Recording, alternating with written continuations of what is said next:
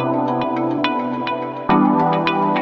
morning, Tortola. Good morning, BVI. Good morning, world. This is Dylan Penn here at home, and I'm just showing you through this curfew that we're experiencing with the COVID-19, how my family and I are coping with the recycling, the sorting, the separation of waste, and just finding inventive things to do with products that we would normally throw away. So stick and stay. Stacked here in the corner, we have our little bins, and we have them labeled mainly for for us as well, but for the children. I have a 3 and a 5-year-old, so we have so that they could read them and know exactly what goes in where.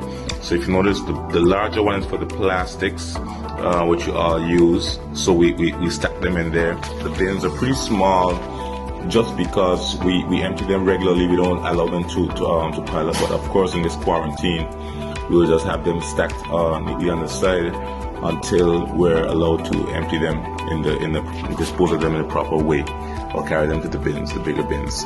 So in one we have the glass and the metal, and the reason why these are in the same bin, one, we don't use a lot of we don't throw away a lot of metal things, and we try to reuse the glass as much as possible.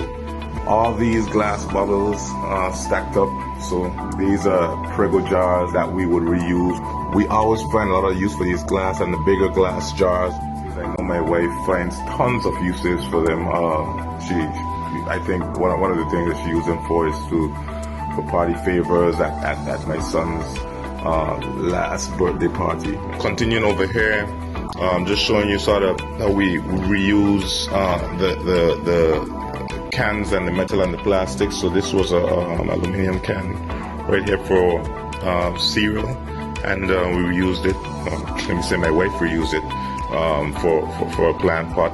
She's the green thumb in the family, so she would find uses for everything and everything. If she could put plants and everything, she would. Alright guys, so that's just a small look at the Penn family's recycling, reuse, composting, sorting, and separating setup. Nothing big, but really and truly it's a small family. It doesn't need to be anything too big, and for anybody really, it doesn't need to be anything too big. You just have to make a start in it and stick to it, have the commitment to stick to it, and you'll be well on your way to a more sustainable lifestyle. Thanks.